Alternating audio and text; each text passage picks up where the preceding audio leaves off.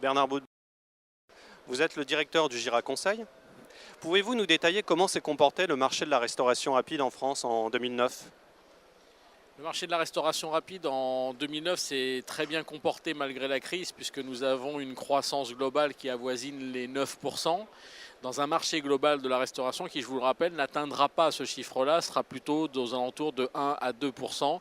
Donc la restauration rapide va bien, elle se développe et ces chiffres de croissance restent relativement élevés. Je dis relativement parce que la crise a quand même légèrement freiné ce secteur qui était déjà sur une voie de croissance à 2 chiffres. Dans ce contexte, quelle place tiennent aujourd'hui les chaînes de restauration dans le paysage hexagonal et quel est leur axe de progression selon vous? Alors elles tiennent une place qui est très intéressante parce qu'elles se mettent effectivement à appliquer les grandes tendances. J'en vois deux qui me semblent très importantes. C'est un, élargissement de gamme. N'oublions pas que ça fait 25 ans que nous avons eu affaire qu'à un sandwich, qu'à un hamburger.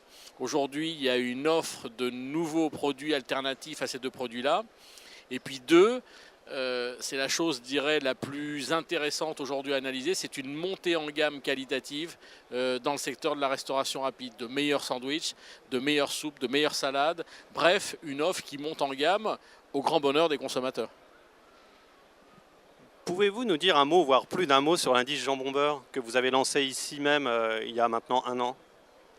Alors l'indice jambon beurre, nous l'avons un peu copié aux Américains qui eux ont leur indice Big Mac. En 2 mots, l'indice Big Mac c'est quoi? C'est des financiers qui ont pris le produit Big Mac à travers les 147 pays où se trouve implanté McDonald's et ont vérifié le prix de ce produit par rapport au niveau de revenu de chaque pays pour vérifier s'il y avait corrélation.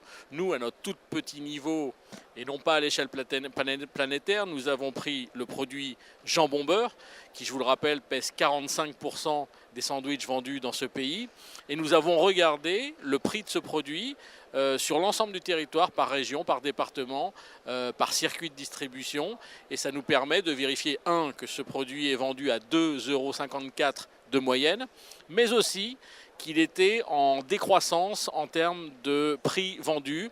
Et là, je dirais que la crise est passée par là. Quelles sont, selon vous, les pistes à suivre ou à améliorer pour les chaînes de franchise dans ce contexte?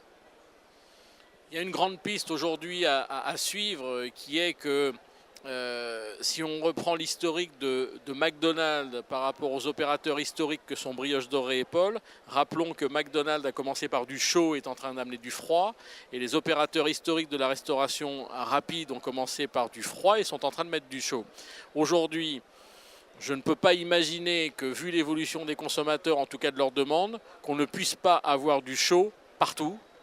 Et quand je parle de chaud, je parle de ce petit plat cuisiné que les consommateurs ont besoin en hiver, mais aussi en été, comme véritable alternative au sandwich, au hamburger, à la salade ou même la soupe.